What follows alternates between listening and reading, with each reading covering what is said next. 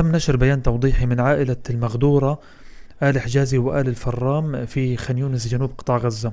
هذا البيان التوضيحي بيقولوا فيه: تلقينا بصدمة بالغة نبأ استشهاد ابنتنا المغدورة الرائدة المجتمعية إسلام حجازي الفرام، التي كانت تقوم بعملها الخيري في خدمة أبناء شعبنا في ظل الظروف الراهنة. وبعد التوجه للمستشفى فوجئنا بأن جهات حكومية في غزة أبلغتنا أن الحدث وقع نتيجة خطأ في تشخيص سيارة الجب التي كانت تقودها ابنتنا، وأن المقصود كان شخص آخر.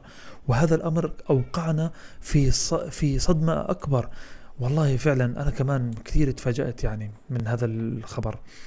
إيه إيه كان الخبر يعني صادم على عائلتها أكبر من خبر مقتلها. فبتساءلوا في البيان: فكيف يتم إزهاق روح بريئة بإطلاق 90 رصاصة على سيارتها لمجرد تشخيص خاطئ؟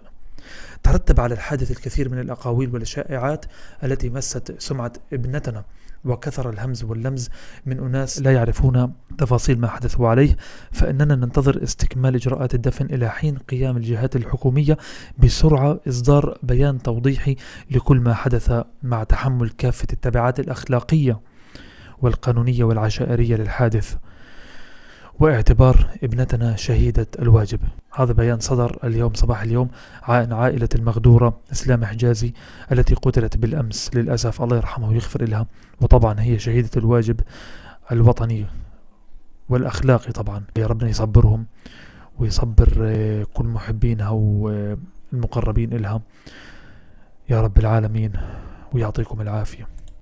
Hello everyone, I'm Islam Hijazi, Gaza Program Manager at Heal Palestine.